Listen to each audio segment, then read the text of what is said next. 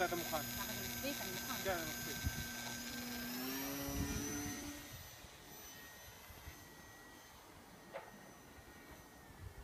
בסדר גמור, אתה רק תרם גובה, זה יותר גובה.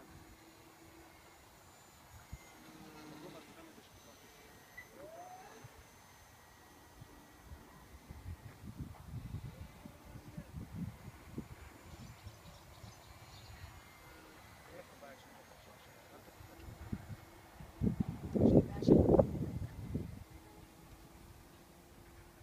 תעשה לו זוויות פוטו?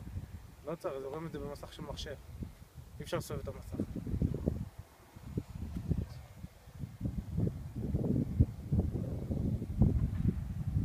אם הרוח מתגברת, תוריד את זה. תוריד את הגז, תהיה עם הרוח, תנוע. תנצל את זה לטובתך. הוולקרה הרבה יותר מפחידה אותי. כי וולקרה זה מסור. גם מול הרוח אתה יכול לעמוד קיר. אתה עוד פעם יורד סוכרת לי גובה. אותו מול הרוח. הוא יוריד לי אותו. אתה תשתדל לשמור על גובה.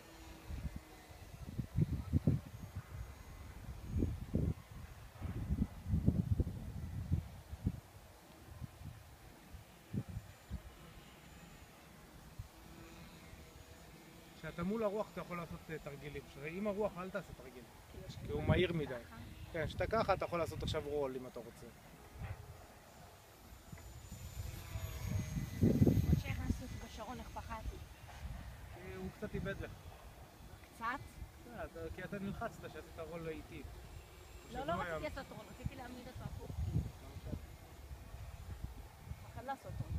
יאללה, אתה מתרגש, תרד לנחיתה. תתחיל להוריד מהירות קצת, תבוא לסיבוב כמו שבאת מקודם, יותר רחוק, תוריד גובה, תוריד בכל שם. תוריד גובה, תוריד מנוע. יותר מדי גובה, תעשה את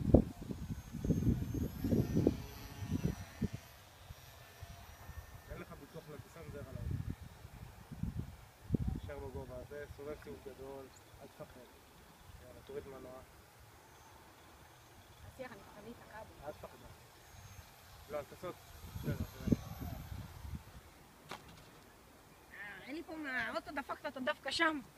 כל פעם הוא ניגר לי.